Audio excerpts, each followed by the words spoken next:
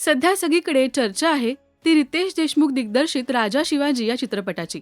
1 मे 2026ला हा सिनेमा प्रदर्शित होतोय. यात मराठीसोबतच बॉलिवूडमधले कलाकारही झळकणार आहेत.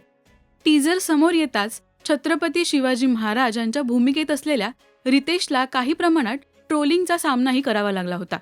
रितेश महाराजांच्या भूमिकेत शोभत नाहीये अशा कमेंट्सही पाहायला मिळाल्या. महाराजांची शरीरयष्टी दणकट होती अशाही कमेंट्स होत्या. पण आता रितेशने यामागचं कारण लोकसत्ताशी बोलताना दिलंय. कशी मेहनत घेतली याबद्दल सांगताना रितेश म्हणाला, खरं तर या भूमिकेसाठी ट्रेनिंग घेतलं होतं. मध्यंतरी माझ्या दुसऱ्या सिनेमाचं हाऊसफुल 5चं शूटिंग सुरू होतं.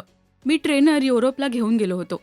पण ट्रेनिंग घेत असताना मला दुखापत झाली आणि माझा खांदा फाटला.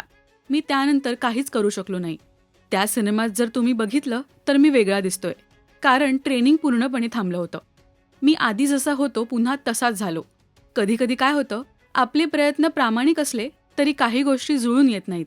आता दुखापत झाली हे सगळं ठीक आहे, काही हरकत नाही. आपण आपले प्रामाणिक प्रयत्न सुरू ठेवायचे. हा सिनेमा करायचा हे मी ठरवलं होतं. त्यानंतर मी बाकीच्या गोष्टी शिकून घेतल्या. ॲक्शन सीनसाठी प्रशिक्षण घेतलं.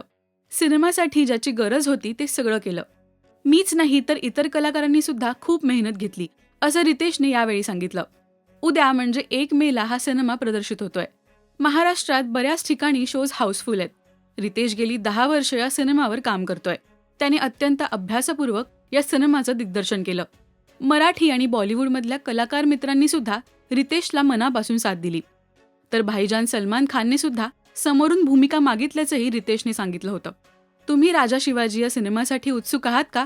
आणि रितेश छत्रपती शिवाजी महाराजांच्या भूमिकेत कसा वाटतोय हे आम्हाला कमेंट्समधून नक्की सांगा. मराठी सिनेविश्वातील बातम्या, अपडेट्स आणि गॉसिपसाठी सबस्क्राईब करा राजश्री मराठी.